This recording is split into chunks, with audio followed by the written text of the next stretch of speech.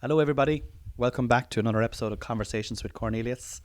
I'm your host, Cornelius Patrick O'Sullivan, and I am joined today on the couch in the good room by the queen of my life, Noelle Patricia O'Sullivan ní Maracu. The crowd go wild. Hey. Hey. Good morning, Cornelius. How are you? Bon matin, mon chéri, ça va et toi? Oh yeah, I was thinking about that actually. Are you going to brush up on your French What for? for Paris? Oh, for Gay Paris? Mm-hmm. I'd want to start brushing up on it because we're going in about 2 or 3 weeks, are we? Less than 2 weeks now. Yeah, so no. You heard the extent of it there now. S'il vous plaît, and then if you know the person, it's s'il te plaît. You put in now LT instead of the whatever the original thing is. But no, I'm not brushing up on it at all, and I hope to get by without having to speak a word of French when I'm over there. The only thing that I want to find when I go to France is I want to find a dispensary where we can get cannabis. Oh right, straight into The cannabis, so that I can be baked for my few days away on our beautiful holiday in Paris for a couple of days. That's the only thing that's bothering me about. We must find our passports as well. I found them. Do you? I just, I knew we had them and I knew they were in date, but I just put my hand on them and we have them. Mighty. Welcome back to another episode of Conversations with Cornelius, Noelle. Thanks for having me, Cornelius How are Patrick you? O'Sullivan. I haven't seen you since 5 seconds ago. just before when we were setting up. What you do all weekend? Sure, I know. I was with you every fucking second of it, almost. We're in the good room and we've got the lights on today. Now we're after buying some lights to try and illuminate Our radiant faces. our radiant faces. We're 2 minutes in and you're yawning already. Stop Already. it. It's my first time sitting down all morning. It's only 10 o'clock. Yeah, I'm up since 7. Yeah, that's 4 hours. That's not true. long. That's or 3 hours. That's It's even 4 hours because it's 11 o'clock. Yeah, that's what I was saying. You can't be yawning on podcasts. It's very I'm not. That wasn't even in the sound. It was because it was just on my lips. Kind of. It was when I murmured. This is being videoed. I know. Yeah, but sure. Look, The they YouTube might have crowd are just gonna thought be I like- was like. All right. Motor- Okay. You're motorboating yourself, is it? Guys, just to let you know, we're in the Cork Opera House on September the 4th. Tickets are absolutely crawling. Yeah. I think we have about 12 tickets sold. Good solid 12. Yeah, there is. We do know that there's a lady from America after buying 2 tickets for herself and her partner. And they're coming from Georgia in America. Katie, shout out to Katie. We find that very weird. We find that extremely weird. But we're grateful for it. We're too, really Katie. grateful for it, Katie, but we're finding your behaviour exceptionally weird. Now, we're not saying we don't like it, but we're finding it weird. We're new to it. So Katie's a listener from Georgia in America, one of the southern states. She found this podcast through a reel from Chris Kent. He put up some stand-up. Then she started following Chris Kent. And then Chris Kent and myself and Sinead Quinlan were doing a podcast last year. So then through that reel, she found Chris's podcast and then was introduced to me on the podcast. And then when that podcast finished, she had followed myself and Sinead. And obviously I was promoting my own podcast. And then started listening to our podcast, Conversations with Cornelius.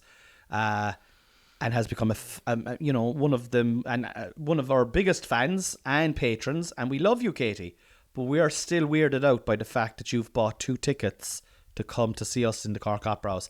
Not the front row, the second row, right in the centre. I've looked. I'm freaked. Like, are you the American baby reindeer?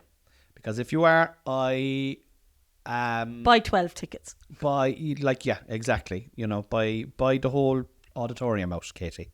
But we're just weirded out by it. It's just because I think weirded out is probably the wrong word. Is it?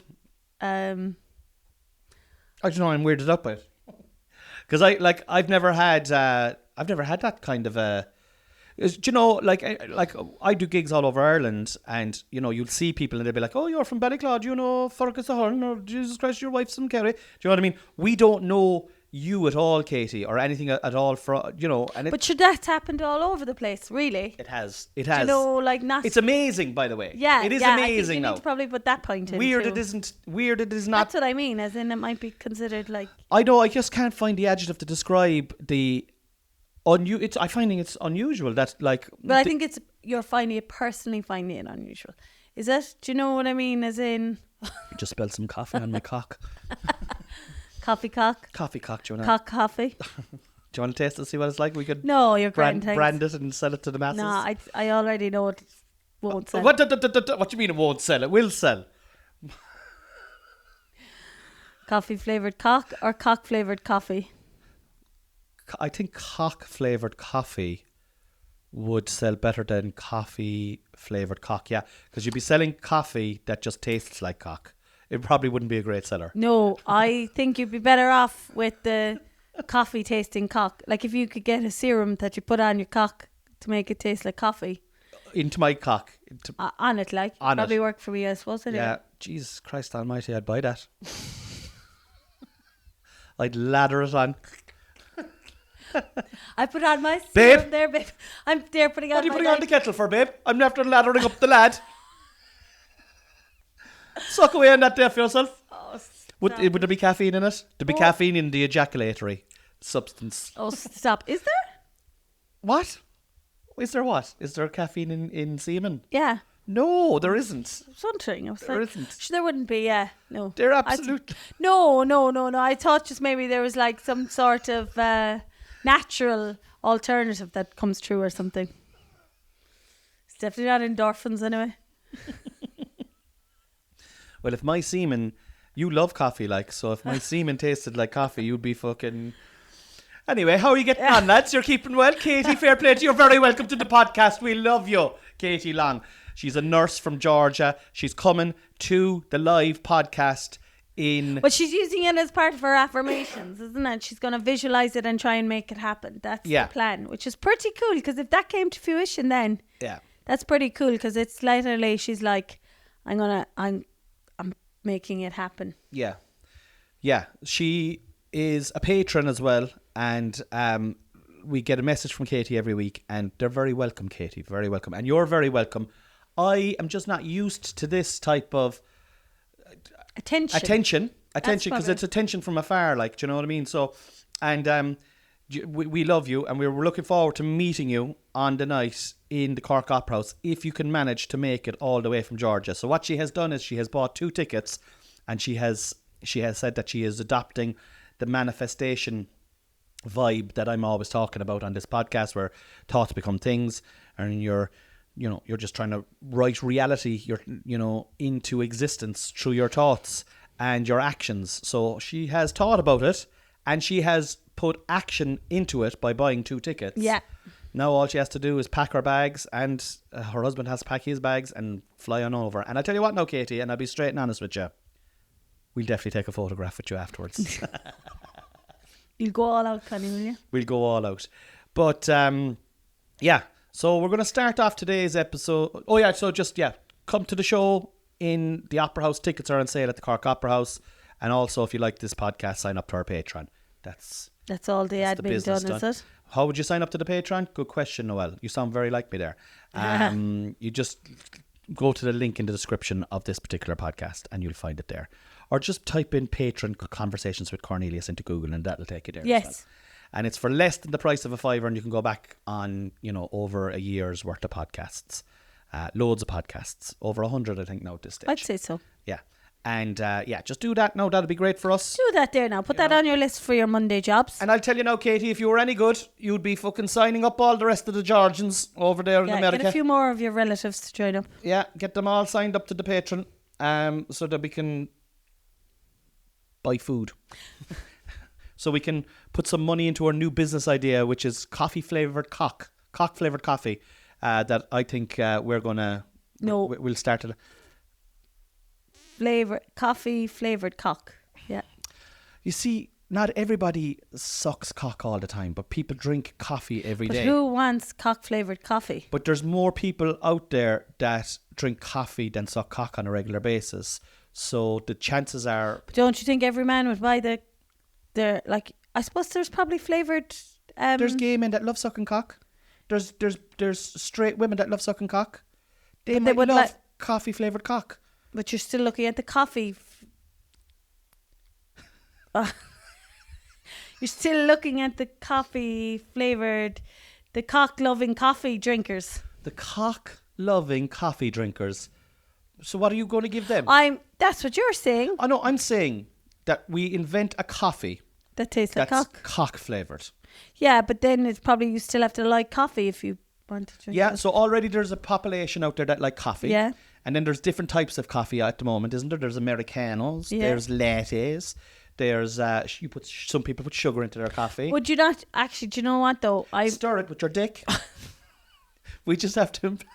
We make regular coffee. I'm inside in the kitchen with my cock and I'm stirring it. Now that is a vision that nobody needs. It has to be cold, otherwise my iced coffee. You're already reducing because they only sell during the summer, so it's niche. But we'll add it on. We'll tack it on. It'll be 15 euro for a cup of my cock flavoured ice coffee.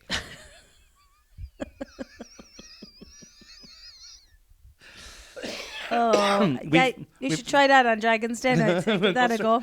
I'd give them, what would I give them? I'd give them 3%. They'd all scoff at that. Then they'd be asking me for my sales. I'd be like, well, they'd be asking there's no sales the size yet. Of your penis. It doesn't matter. It doesn't matter. It shrink. Well, if it's going to be iced coffee now, there's going to be a lot of shrinkage. Trending topics with Cornelius Patrick O'Sullivan. Hashtag Epstein. Epstein, he's back trending again. Does that fella ever not trend, I wonder? Jesus Christ almighty, he's dead now, the bollocks. Yeah, how's he still trending? But anyway, he... I don't know how he's still trending. I know. He was trending this morning anyway. I don't know anything new about him, but he reminds me of, it's the show we're watching at the moment, Succession. Oh, yeah. Do you know the way that's in? He's like a handler, like what was he? But like... high finance. Yeah, Succession is brilliant. Yeah. But I'm thinking actually more of Harvey Weinstein as well. He was the movie producer. Yeah. Like in Succession at the moment, there's all this old sexual harassment cases coming to light. Yeah. So it's like, I'm like, which one came first? I must check it up. Succession or the Weinstein case, because like all the Weinstein stuff was all there, was known, it just hadn't come out. So you'd wonder, what was Succession written? Because Succession is out a good few years, like, isn't it? I don't know. We're only catching up on it. There's about 6 or 7 series. We're on the second. Is there? I think there is. Brilliant. Yeah, maybe not. I think it's brilliant, because we're on season 2 of Succession, and it took a couple of episodes to kind of get into it. About 3 episodes to really kind of go, okay, they were establishing characters. But I'll tell you, the world of high finance and like wealth, it's bloody disgusting. Like it's class. But it is class. It's class being on the boats and then the helicopters and then the nice houses. Yeah, but then you see the kids are so fucked up. They're so fucked up. They're all fucked up, and they're fucking. Like, they're all trying to please their dad all the time, and they're all looking... He's the powerhouse, like... Yeah, it's epic watching, but I don't know if that's got anything to do with Jeffrey Epstein, but sure, do you know what? We'll move on from it. Hashtag cheese. Cheese, Cheese is trending as well. What's your favourite type of cheese? What is my favourite type of cheese? I would have said, do you know, for a long time I would have said, brie. But I never buy brie. We never actually... Deep fried brie. Yeah. With that red currant, is it red currant? Yeah. Red currant sauce. Red currant jelly type thing, but it's a sauce, really. Could we invent a cock flavoured cheese? But some cheese fucking already tastes I had a cheese Parmesan and all that. Where did I have a fucking cheese there in the last couple of months, and it was honestly like fucking socks. Stilton or some shit like that. Yeah, well, if you have a blue cheese or whatever, you nearly get a stroke eating it, like, you know? Yeah. It's fucking But vile. you know, we never buy brie, and I could probably make deep fried brie, or even like brie on a... Could you make deep fried brie in the air fryer? Nipples are getting a bit hard. You'd suddenly be all about the the air fryer then. Well, I'm with you with the brie, the deep fried brie. Sometimes when I go out, you love that. I love it. I love it as a starter. I do. I genuinely do. It's lovely. And sometimes they have camembert as well.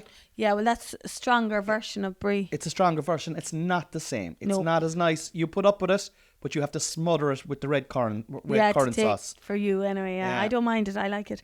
But I suppose one of a big we'd be a big fan of the cranberry cheese here. Yeah, that's lovely as well. That's kind of like a milky, soft, crumbly cheese with cranberries infused in it. It's what's it called, Worcestershire or something like that. Yeah. Not to be confused with Worcestershire sauce. I think you might be pronouncing them the exact same. Worcester, isn't it? Worcester, is it? It's the sauce. Is it? Or anyway, we like the crumbly one with the red little dots in it. The cranberry. Yeah, and you've made some salads with that recently. It's lovely. Yeah.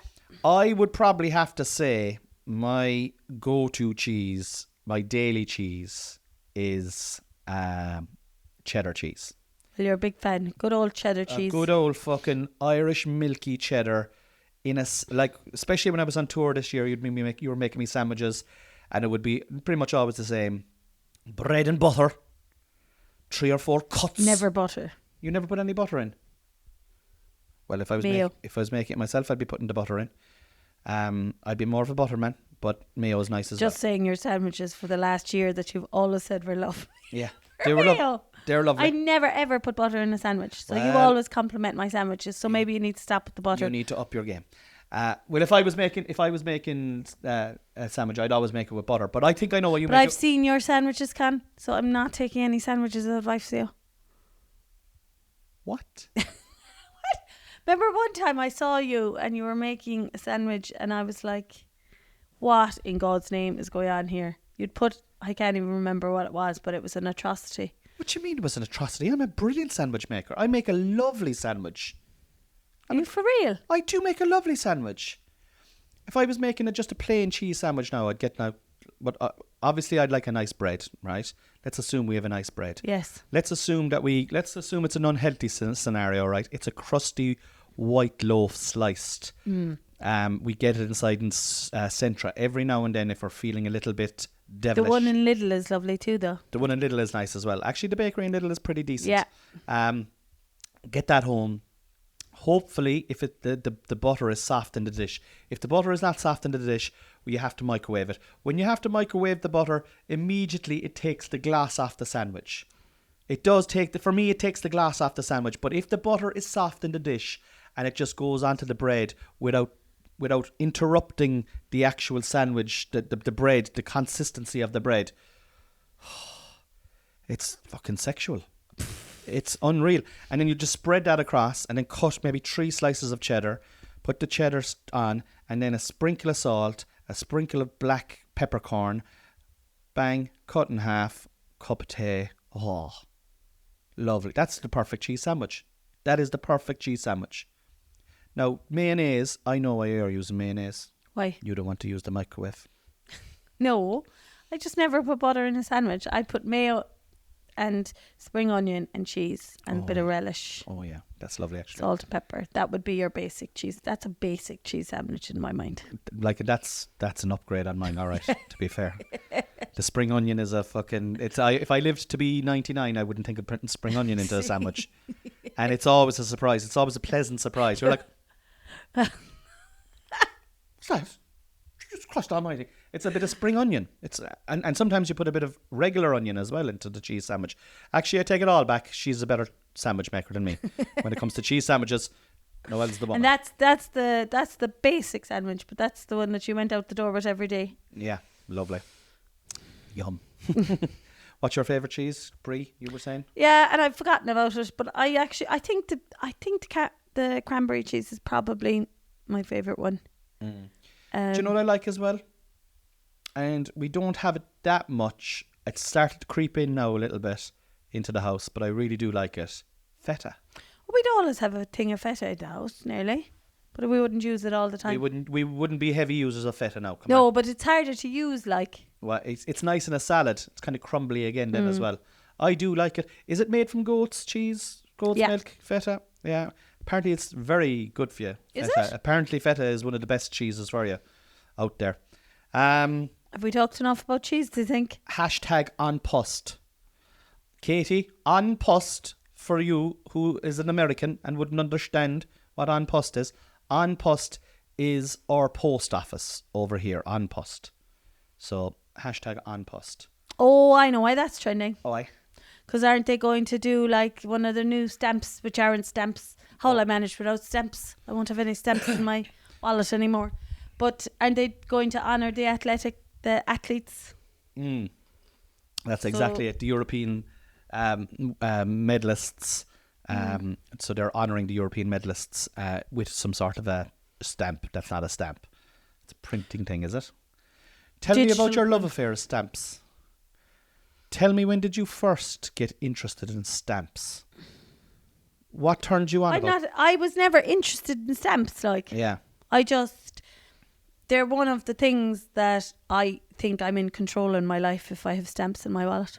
Yeah. I think it probably was I'm hoping it wasn't until I think it's probably a little bit early, but I think my late 20s I was like, oh, I have a stamp here.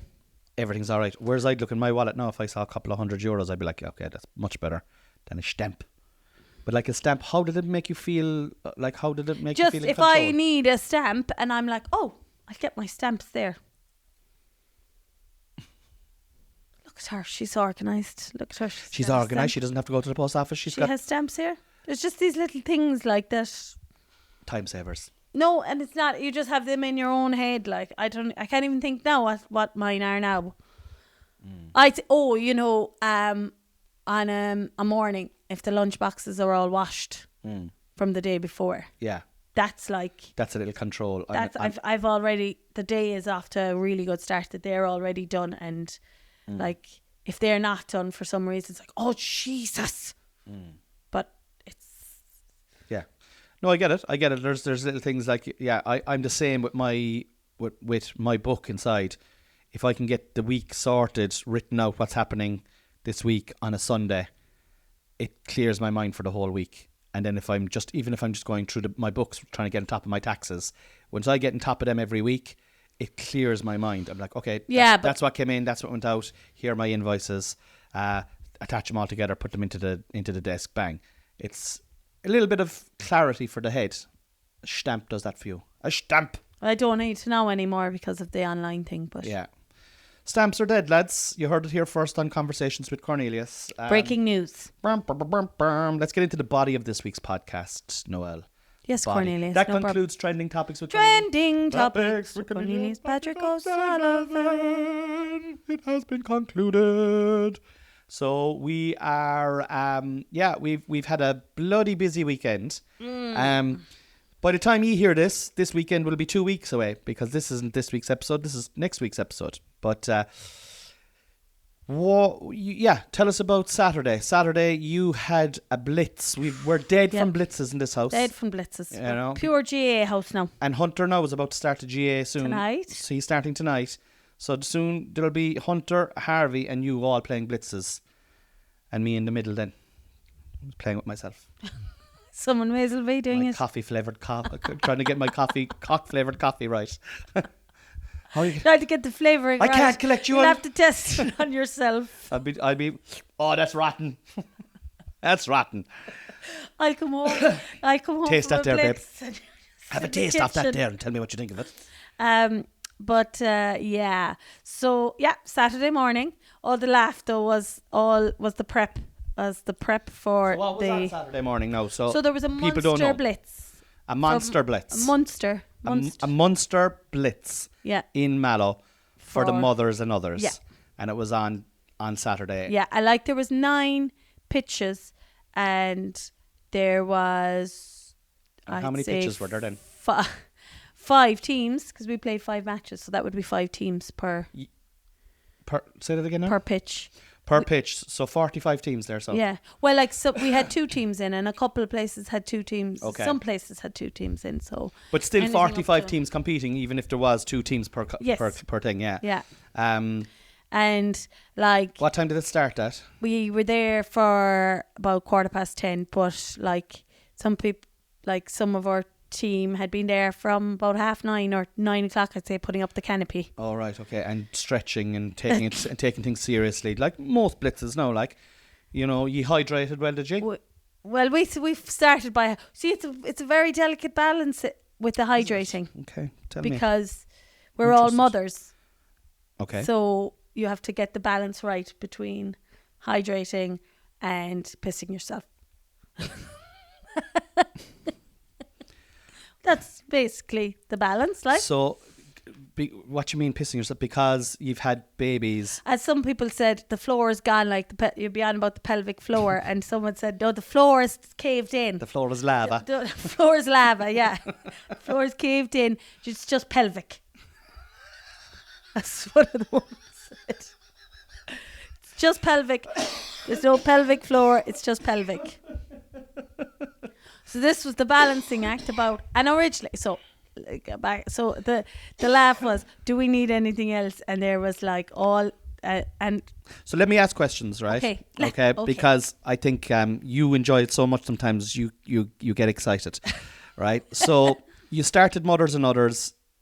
We talked about this in the podcast a few months ago. How long are you there now?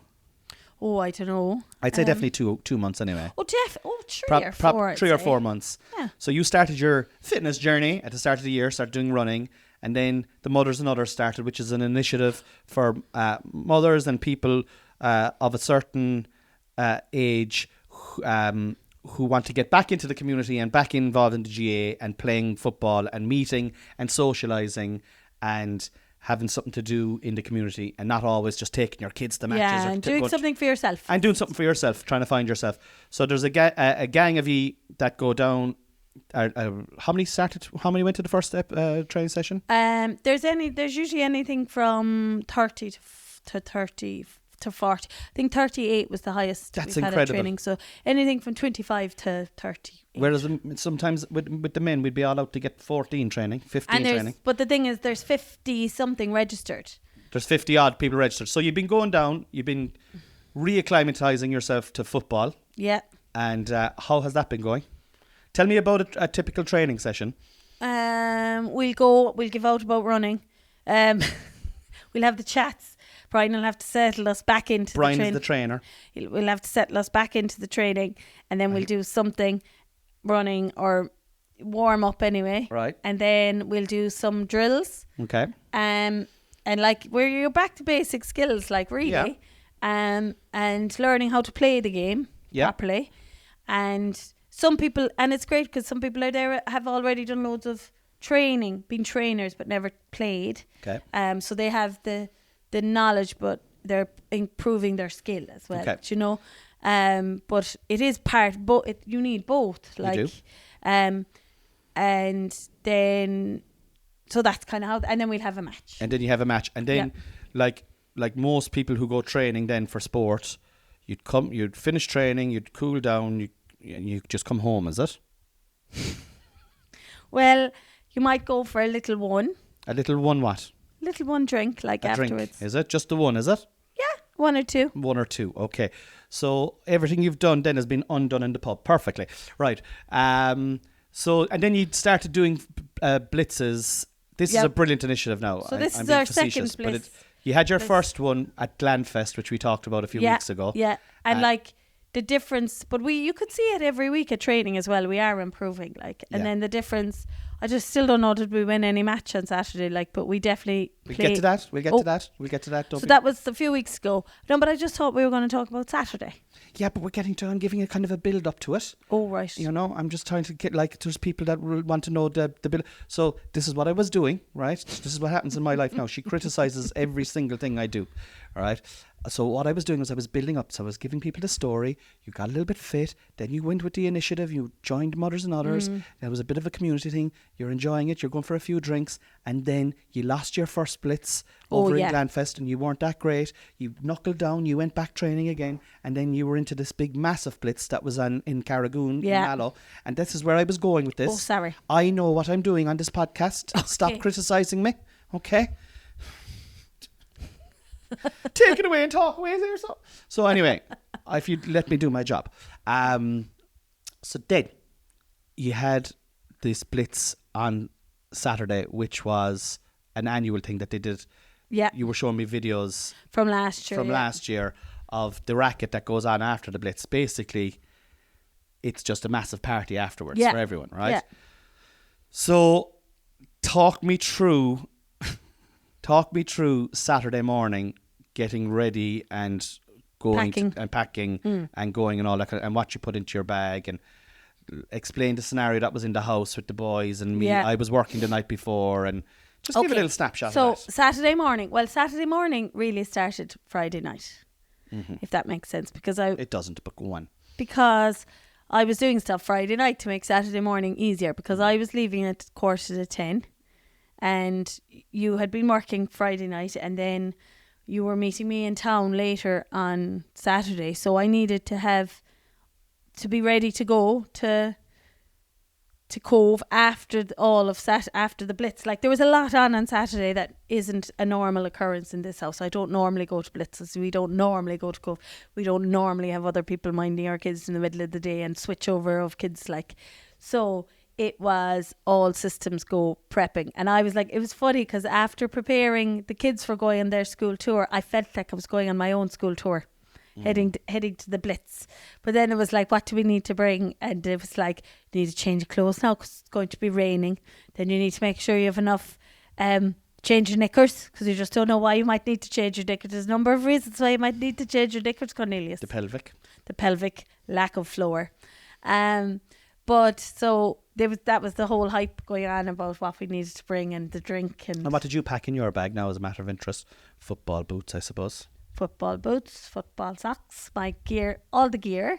Had you the gum shield? My gum shield, you had to have the gum shield in. And you'd want it for the matches. Did you fill up a water bottle? Of course I did, Did you? Very good. And had you anything else in the one? I might have had a few bottles of Corona. A few bottles of Corona, okay. But the handiest was the can. Lots of the girls had cans, actually, which was very handy, of like vodka. Naggins of vodka. There was everything, but like I'm teeing this up because I think it's endearing and funny. Like I am actually like. But you know what? But all that was going on, right? And all this laugh was going on, but in the middle of it, we were all very nervous as well about playing the matches, which is kind of funny too. Like, we were rocking on, we were arriving, going, Jesus Christ, and enjoying the laugh, but still being nervous, because it was like, you'd be on about what are the Rebel Oak, isn't it? Is that the kids' matches that go on? Like, this was like, and they're busy in Carragoon, like, but this was 20 times as busy, wasn't it? It was.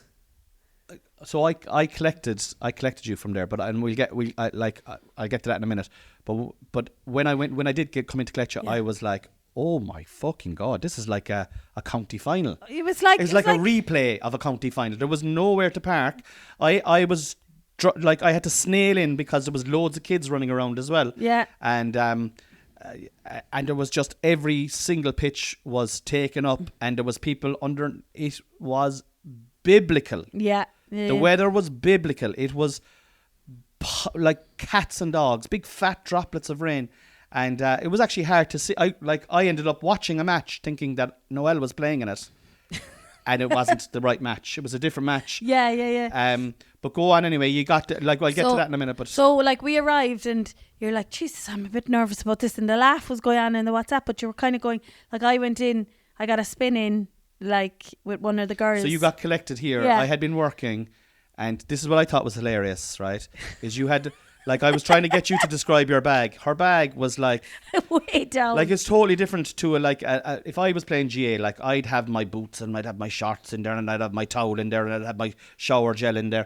Do you know what I mean? I just thought it was funny. Like, there was like bottles of Coors like clanking inside in the bag. Like, I lifted up the bag. I was like, what the fuck is inside in this? And the lounge, the camping chair, like. Camping chairs to sit down and then fucking drink your beer, like. It's just like... And I have to say, I think this is brilliant, because it's really rewarding the women and bringing them, like, for years. Like, I see it myself, like, you know, even with you, like, I'm out working a lot of the time.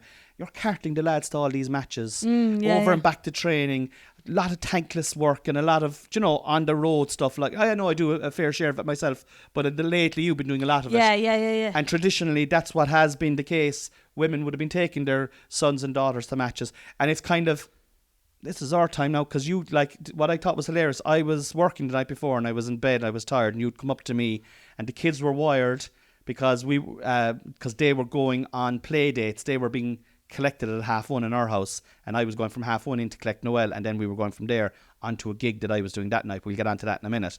But like, I had seen the bag and I'd felt the bag the night before. I was like, what the fuck is this? These girls are fucking mad. Like these, but it wasn't just Killavullen. It's everyone. Oh God, no. Like, we were reserved, not reserved is the wrong word, but we didn't drink till like the second last match. oh, like, fuck it. Didn't she? Oh, I we take it all arrived back. at So you were reserved, yeah. When we arrived, there was players. What time of the morning would that have been now? About 10:15. And you took your time. No, that was when when we were arriving, and we were nervous arriving, and then we up in the stand there was a couple of teams drinking, like, and it was like, what is, and like there was people in fancy dress, there was people playing the matches with tutus on, like obviously with their proper gear underneath, but they could have been playing, and a lot of these ones you'd be deceived by thinking they're only there to take the piss because they're in fancy dress. But once the ball is thrown up. But once the ball, they're nearly the ones that are in it longer, that are into it and they're all committed. So they went with the fancy dress stuff. Do you know what I mean? Yeah. And had it planned. They'd been there last year, so they were there this year. They were going gung ho. I cannot stress this And enough. then everyone did a warm up together. I never told you this. Go on, tell me so, this. like, back over on one of the pitches, there was a woman up on the top of the hill doing a warm up to all the teams, to music, like, to all the teams, to every single team that entered. Most teams, yeah. Okay, to like, what music? I don't know. It was, one stage it was Cocktail Joe or whatever, but it was like jumping jacks and all of this. Yeah. But it was the Did last. you do that? Yeah, we all did it. Like, Brilliant. it was the warm up before you got going. Like, Yeah, but see, these are all unusual things, because if you do a warm up in a man's match, it's like you would have all the lads together, and you're like, come on now, lads, focus in on the game. yeah. Like like you have that, and everyone wants to score and everyone wants to win, but like you get onto the pitch to play a match, and you're, where are you from? Oh yeah, and straight away if you're dealing with a team that are out to annihilate you or out to play a match, but everyone's out to play the match, like, but it's whether they're out. It's just why I think it's great is there's no equivalent thing really for men, men, like, even like, like I played junior B up until I was 37, 38, and even then it was just like, we hate these bastards. Yeah. Warming up with, like, like I played with Ballyclaw, I imagine warming up with Buttford lads, I'd sooner fucking chop my head off.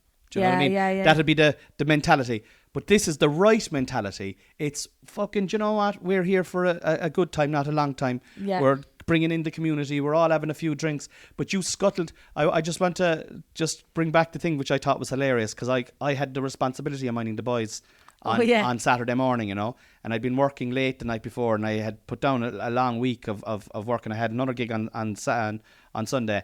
But I was delighted for you to be going off, But it was like, Noelle, you said you were leaving at 10, and I was kind of aware that I had to get up, but it was still like 20 to 10. I was like, I have 20 minutes left. Next thing I just heard, okay, I'm off, babe, my lift is here, and the door banged. I nearly pushed Hunter in the door. Yeah, and I was like, what the fuck? Like, I felt like every housewife in Ireland in the 1950s right up until the recent times, where their husband was fucking off for the day. Yeah. And they were going off with the lads. They were going drinking. Now, and the going only to football difference matches. was, now, the two boys were dressed and fed. I know. But I was able... No. But what I'm saying is, I was able to run out the door like that, because I had it already, like. So I know in my you head, did. But I know what you must have been. If I had stuff for I'm you only to saying do. it was a bit like... I'm just saying it wasn't exactly like it, Noelle. I'm saying it was a bit like it. No, I got the crack out of it, and the boys were dressed and ready for road. No, but what I'm saying is, if I needed you to be up, I would have been up to you going, right, Con, you need to come down now, because they're going to hear at thing. And I know that. I'm only saying why I found it funny. I'm only saying why I found it funny. I'm not questioning your brilliance as a mother. You're fantastic as a mother. Yeah. But like, I just thought it was humorous. And then at 1:30, the boys were collected by our neighbour, and our neighbour was minding them for a couple of hours until our childminder was able to come in and mind the boys, because I was working and I had been given a hotel room in the place that I was working as a part of my part of my payment. They could put you up. They were able to put us up, and I was like, we used to love going to hotels. Yes, yeah. It was one of the things that we used to love doing in our past life when Noelle was making loads of money and I was able to live off it. It was one of the things that we used to love it, and like so every now and then when we do get the opportunity to go, we make it our business to do it. So the boys were collected at 1:30, and I went in to collect you at 2:00, and I was in there about 20 to 2, and lads, it was just absolute but see, this is the thing with women, I think, right, and this is kind of a men versus women thing.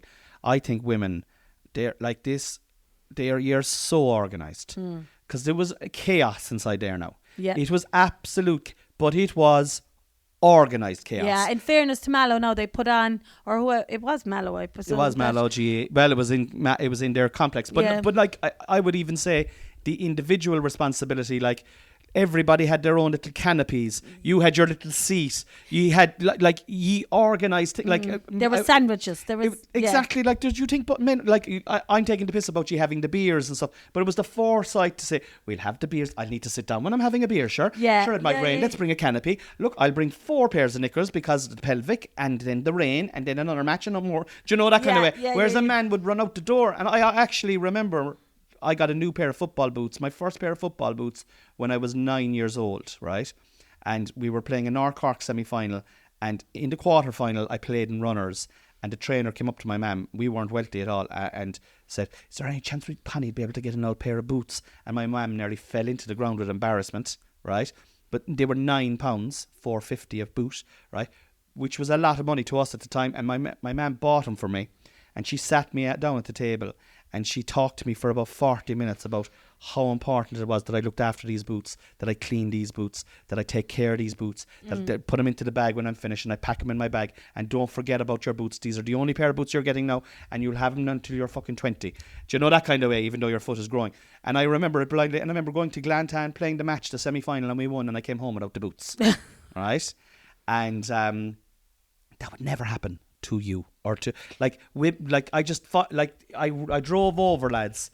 There was little pockets scurrying around the place of little gangs of girls like giggling. Women. And full on women though. I saw women in their 50s. Yeah. Women in their 50s and in their 40s. I saw a woman, I don't know what club she was, right? There was a green and gold top anyway, whatever club that was. There was 40 odd clubs, and she was walking across the road, and I was driving. And there was 2 friends with her, and she just took a little swig out of a naggin. She had the football shoes on. She was in her, I don't know how old she was, 40s or 50s, swig out of a naggin, and it was about fucking 1:00 in the afternoon, and it was belting down, and I was looking for you anyway, and I rang you then, and this is where you think you got a great laugh out of this. I thought it was so funny, because so we got drenched, like drenched. You played the match, got off, and you put a coat on, and like it was just soaking from when we got there to when it finished. And but then so I rang Connie going, where are you? I'll come meet you. Where are you? And he was like, sure, I'll drive up. I said, I'm by the complex at the minute, but I'll walk to where you are. And at this stage now it was pelting down, and Connie was like, no sure babe, I'll come and meet you wherever you are, like you stay dry there. And I was like, if you only knew, like that I was so soaked. I've never been so wet in my life, that it was so beyond. Well, you have, like I'd say not, but like it was so beyond staying dry or being dry. It was like, you have no idea. But then I get what you were saying, that you thought like, oh, I'd gone for, but I told you my last match was a quarter to the 2. But anyway, yeah, but I still would have thought that when you were texting me, because I've played in Mallow, like, you know, there's shower facilities there, that you would have, like, that's what I thought you were having a shower. It doesn't matter anyway. Yeah. So I just thought it was so far from the current state I was in, and you were only being kind, stay dry. But I was like, I am so beyond dry that with my chair on my back and my gear bag. I picked her up anyway. She was like a fish. She was so wet. She was like, you were soaked wet.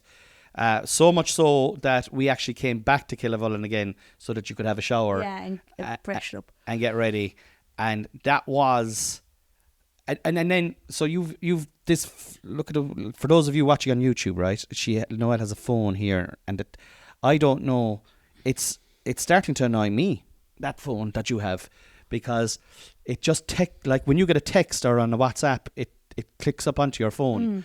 So I've never seen a phone to be buzzing it was like a vibrator. It was buzzing all fucking day long, because you'd left obviously, and there was a kind of an after party, and you were like glued to WhatsApp all evening, going, "Look at these girls, they're like so give an not idea." like it wasn't like kind of an after party. Okay, it was a session of all sessions. Yeah, like explain what I just left as the session started. In earnest, like, do you know? Because how many drinks did you get into before I collected you? 2 beers. Is that all? Okay. Yeah. So not too bad.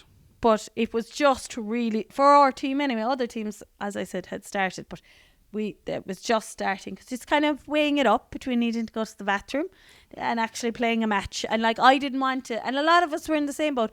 We didn't want to get carried away and end up getting hurt. Like, and that's very sensible. That's the reality of it. Yeah. Like we're already even like trying not to get carried away in training that you get injured. Like you have to pull back, and I definitely pull back a lot.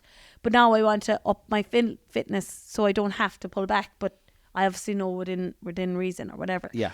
But so it was just starting to get, the nerves were gone at this stage. Do you know, we were playing matches. We knew kind of what we were doing. The adrenaline was in. Yeah, and who was starting, you were coming off if you needed to come off, or go on if you wanted to go on. Like, so it was very smooth by then. So it was, you were getting more chilled. Yeah. In a way that was when it started to lift off too.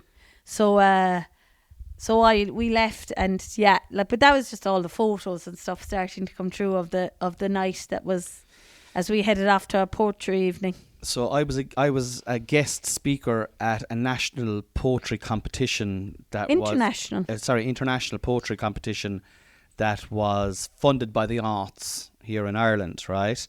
And I was asked to be a guest speaker at it. Now I do poetry in my stand-up, but it's like, you know, it's comedy It's not highbrow poetry. It's comedy poems, and that suit the narrative of whatever I'm speaking about. But anyway, long story short, I got booked for this off the back of a gig that I had done when I was doing support for Chris, and this was very highfalutin stuff altogether, and there was a lot of emails going back and forth and all this kind of stuff. And long story short, I was booked to do it, and as a part of the booking, they were putting me and my guest, my wife, up in the Commodore Hotel in Cove, right? So I had done a gig in the Commodore years ago, and the Commodore, and from my memory, was a very plain hotel, just at the edge of the town. You could walk into the town, and so it was like I wasn't expecting anything special in terms of kind of a standard hotel. I was expecting it to be a very bog standard hotel from my memory of 12 years ago when I had done a gig down there. And but at the same time, like, we love hotels. Was something that we always loved to do, was to go away, and anytime we got the opportunity to do it, we'll try and make it happen. So we'd organise a childminder. We had to get our neighbour to mind our boys for 2 hours before our childminder could get in. But then it had all coincided with Noelle's blitz as well. So there was fucking a lot of balls in the air. Yes, yeah. And I collected you, came back here, and you had your shower, and before you knew it, you had gone from the mad bush drinking bures of Girls Gone Wild vibe to when shall we three meet again, and thunder, lightning or rain, when the hurly-burly's done and the battle's lost and won. Now that's Macbeth. That's actually a play, not a poem. See? But at the same time, that's the drift. That's the idea, the vibe. So we rocked on down, got a great parking place, and we went in to get our key at reception. And as we were getting our key at reception, there was a bit of a mix-up between the two girls.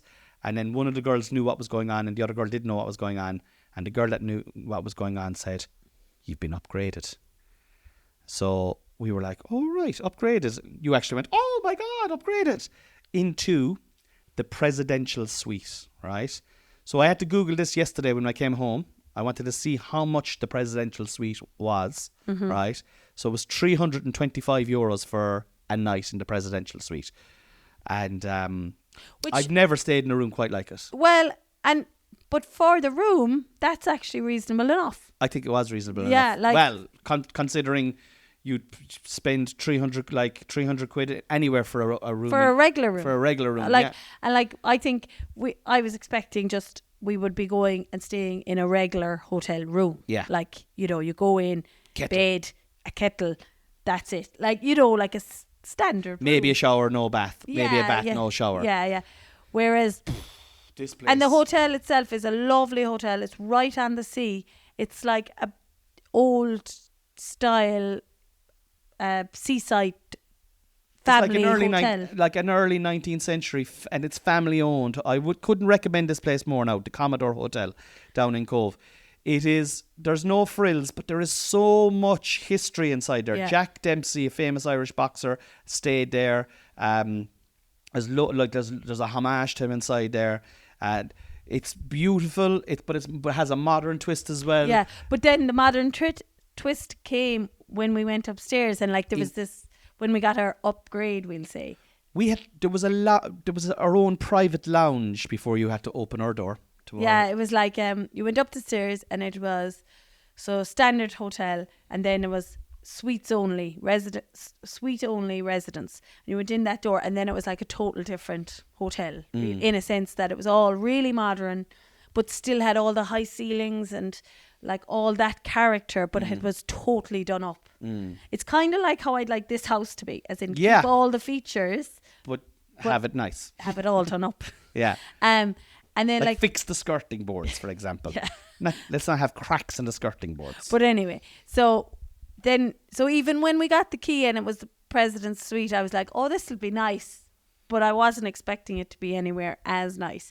You opened the door and there was this big TV area with 3 couches, and then you went in further and beautiful, massive, really comfy bed, more couches, another TV, an espresso machine, with muffins and biscuits laid out, and just with 2 big windows looking out onto the sea, and it was so fresh and modern then, but with the big high ceilings and all of that.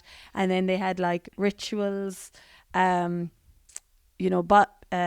wash products like shampoo, conditioner and shower gel and stuff.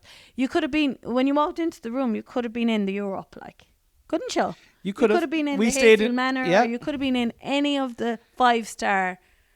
It was 5-star. It was a 5-star room. It was a 5-star room in I think it's maybe a 4-star hotel, maybe a 3-star hotel. I'm not even sure. It was a standard hotel. But it's it's so clean and so professional, and I love that it's family run, and you could tell that it was family run because it had that vibe. It didn't have that kind of corporate feel that you go into some hotels. Yeah. And it's just like, it's very clinical. This is gorgeous. The Commodore Hotel. Guys, if you're ever looking to go, on a day trip or an overnight trip somewhere, Cove is lovely. We walked around Cove. We got some food there. The cathedral is there. There's boat trips out to Spike Island. There's just a promenade there. It was lovely. But honestly, now this was great for us because we were expecting like a bog standard. Yeah, just a normal room. Normal room. So when we got that, then it was like, oh, we are away. Yeah. Like, I was kind of like tagging up to that. I was like tagging along for Con's night gig. Oh, sure, right, I'll go kind of vibe.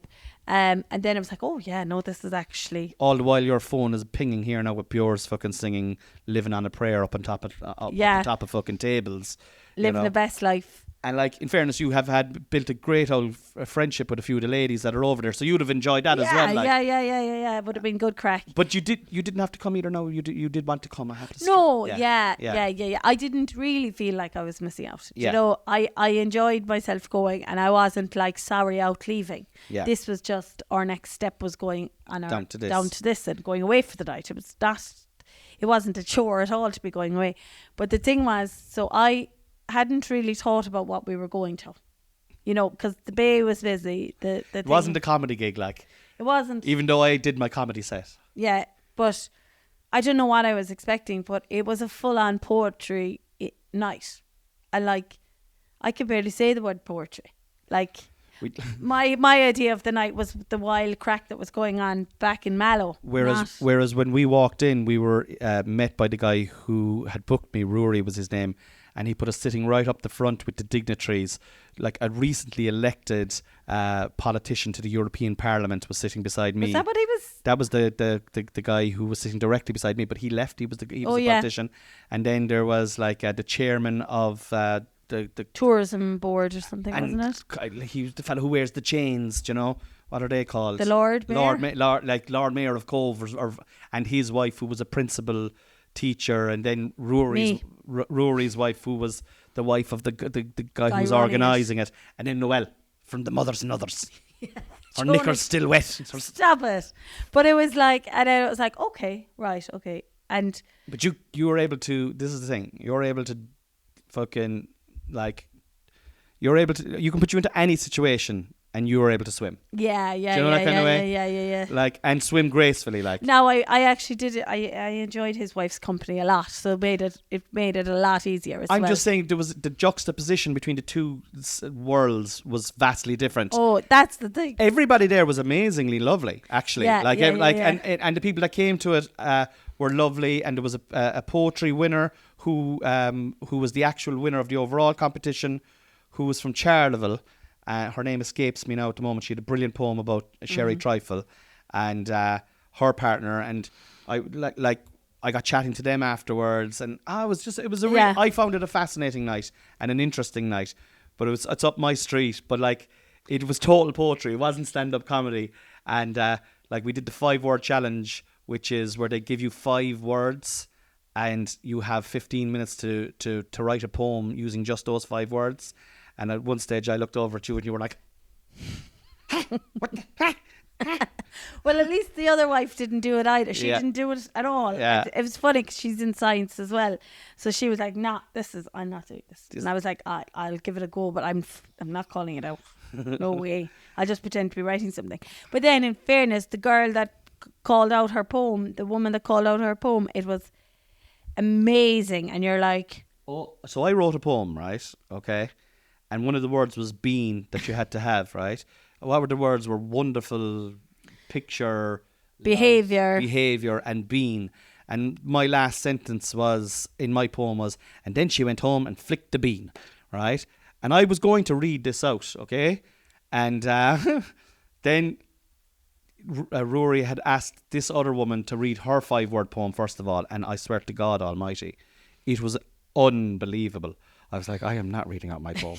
Yeah. I am not reading the guest speaker, like. Yeah, it really put me, I was like, oh, okay, I'm going to have to think on the spot here now and readjust every single thing I was going to do here tonight after hearing that poem. But it was really interesting. It was a great night. I ended up doing, he'd asked me just to perform some of my show. And so I did. I performed some of my show, and I integrated some poems and that from my show into my set.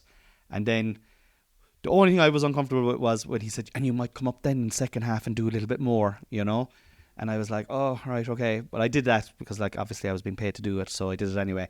But I even enjoyed that part because I ended up reading out some new poems that I'm working on. Yes, yeah. And that are they're currently poems, like they're currently poems that need humour in them. Yes, do you know that kind of way? Yeah, you'll change it up then, and your mannerisms will add the extra character to it. But they're currently poems. But like, I think your comedy style, I think they were so right. He was so right to get you to do it, in a sense that because your comedy style has all the big words in your introduction to your stuff, and like, you know, it's not, your comedy writing is quite English lyrical, or, you know, it's quite lyrical. Thank you.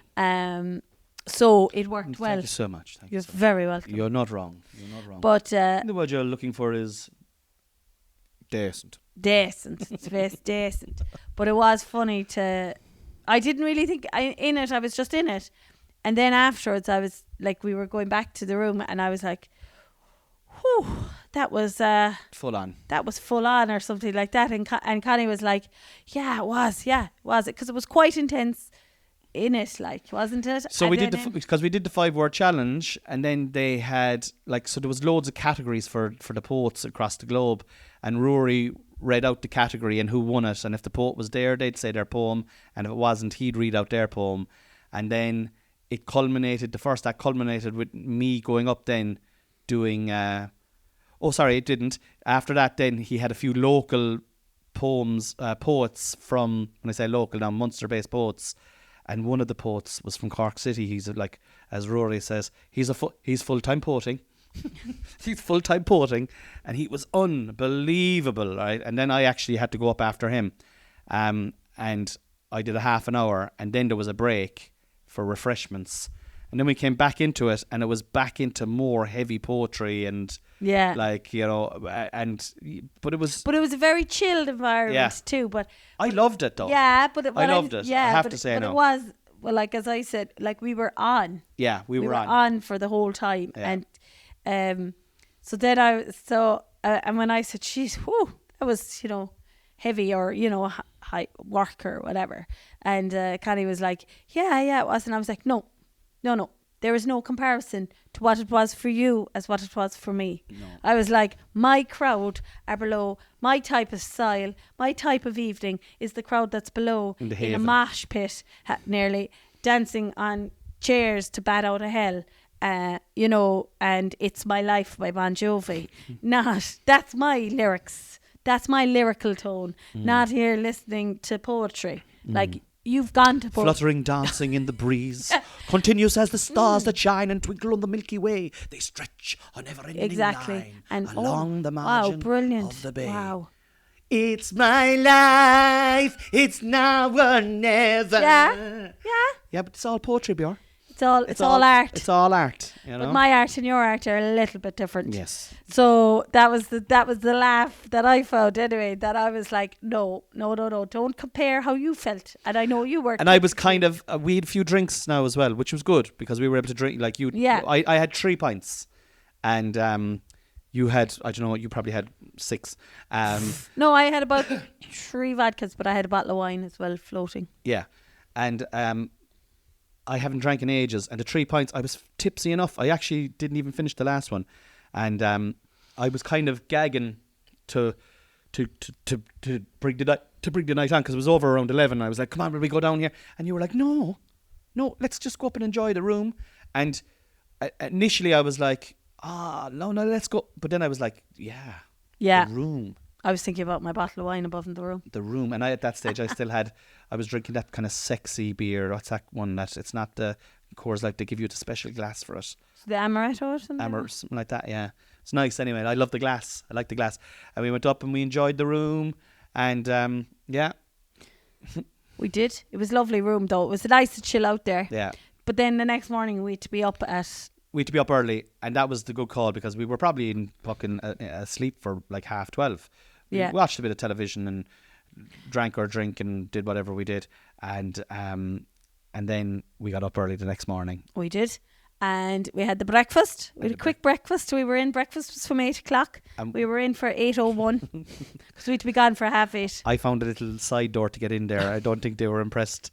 They were like, "Sorry, we're not open yet." I was like, "All right," and then they just opened up then, like as we were there. Yeah, because it was like, I don't know why I'm looking at my time because I looked at my time the minute we were there, and it was like. I want to shout out. I'm a bad vegetarian. I've been a vegetarian for 7 years. I fell off the wagon of vegetarianism on the 22nd of March this year in Newcastle West, and I have been struggling since. And I have given in for the summer. I am eating meat for the summer. I have given in, and I have said I am just given in, and my intention is to go back onto the healthy lifestyle of vegetarianism again. But for the summer, because I have been craving meat. Been craving meat. So the reason I'm saying that is I want to shout out their breakfast. The Commodore Hotel, gorgeous. The breakfast was inside in the bar. The staff were attentive. I got the full Irish. There's 3 sausages on the full Irish, right? And there was a tomato on the thing as well. I said, "I don't want any tomato. Could I just get an extra sausage, please?"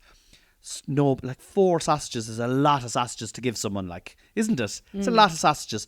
And the white and black pudding and rashers and egg was just right. And the toast and the bread and the tea and the coffee. It was just And it all came out very fast. And nothing was a bother, and it was just perfect. And then we checked out, and they were lovely checking out. And actually, I must say, it was the night before when I was getting the key, and she was like, "Oh, you're in the president's suite. What do you think of it? It's gorgeous, isn't it? We only got it done in March." And I don't think she was the owner, but she was so into it, like, it's so proud of the new rooms. Yeah. That were done as if they were her own. Like, you could see that the staff were like, even if they weren't owned, like, because it's owner occupied, that there is a kind of a family aspect, as opposed to if you go into some of these bigger hotels where they're a part of a group of hotels. The staff are very transient as well, like, no, this was great. One thing I would knock is I thought and this is like the pillows were very big. But you see, I like a thin pillow. Yeah. So I think, and there was no option of a thin pillow. So I think so. One of my pillows was big and one of them was smaller, and I think yours was probably the same. But you automatically just threw out one pillow. But I said to you in the middle of the night, and you said, "What about that?" And then I went to the end of the bed and picked it up. Oh, did you? Yeah. And I was like, "No, it's still fucked." Oh, so they're both too big. You like a thin pillow, yeah? I like a thin pillow. I like my head close to the mattress, but not on the mattress. Whereas you see people, you'd automatically think the bigger pillows are more luxurious. Yeah. That's like... I'd be like, oh, Jesus, my neck is up very high here. And my body is down there. But yeah, all in all, though, it was a busy ass day. And we went from one... It was busy ass 24 hours. Yeah. Because we were home... It was 24 hours. It was 24 hours, yeah. When I left. Oh, it really was, actually, yeah, because you were back. We were back for like 9:30, and you got out the door around 10 the day before, so it was a busy 24 hours. You wouldn't stop. You wouldn't stop. It was great. But it was and it's just indicative of how, like that's for like, and we'll finish up there now because this has been a long one this week.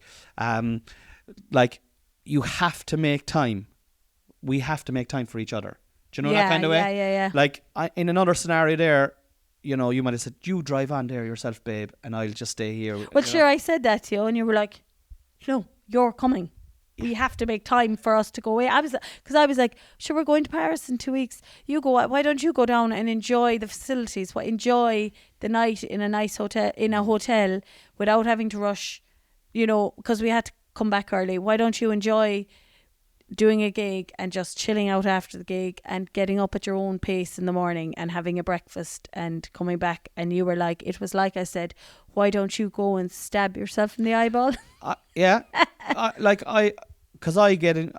got great enjoyment.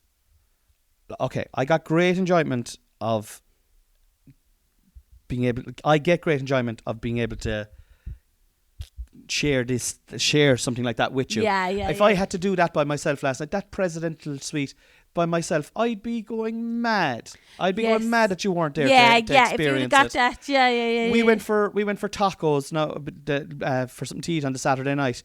I'd be going mad that you weren't there with me. And I was walking along the promenade, and we had a bit of a laugh now as well. We were I made a day in the life video as well for my TikTok. I'm going to put it up on the Patreon page there after this, actually. And it was just lovely there, like, for a short space of time. But it was a short space of time, and then it was back into the absolute brutal reality of raising two mad scallywags. Yeah. And I just think it's because do you know what? Sometimes you have to kind of insist. Come on, and it was good. It was good. I just think it was funny that we were at such, like, I thought I was doing a nice thing to you. Like, because it was getting kind of complicated to try and organise, and the fact that we were coming back. But it was just so funny then that it was like as if I had said, just go shit in your hands and clap. Like, when I said you go off, and whereas in my head I'd be like, that'll be lovely now. It's kind of like you had that kind of reaction to the same kind of reaction. I had that reaction, which was similar to your reaction when I said, "Sure, I'll just come up there and collect you. You be grand. Just hop in there. You keep try." It was the same kind of maddening reaction or a scandalous reaction. But anyway, look, that concludes this week's episode of Conversations with Cornelius, guys. Thank you so much for listening. And now we're in 10 minutes this week. Jesus. Yeah, we had a lot to talk about. If you're enjoying the podcast, please tell your friends, tell your cousins, like and share and subscribe. Please give us an old review. Reviews really help us. We were into the top 100 in the charts last week. We were up in 46 at one stage last week. 46. In the comedy charts. In the comedy podcast charts. The national charts. Also, for the next couple of weeks, there's going to be 2 podcasts coming out every week. I'm doing a preview sports podcast every single Thursday as well, which just previews the weekend ahead. So if you like sports, or if you are a person who doesn't like sports but there's someone in your life who loves sports, you'll say, oh, listen to this is brilliant, because it's going to be done with a flair of comedy madness as well, and I'll have comedians on every week, and I'm going to have a regular contributor, the Mind Guy, on pretty much every week as well. So tune into that. Please come to the show in the Cork Opera House. There's about 12 tickets gone. I don't know why I accepted this gig. I was like, okay, why am I going to do this gig? Why am I putting this pressure on myself? There's 12 tickets gone, Noelle. Please come, buy tickets to that show. Let's get 100 in there anyway. And it's not till September. What are you doing? Anything else that we need to say? No, I don't think so. Free Palestine. Good night, God bless, and Shtay by the wall. Bye bye.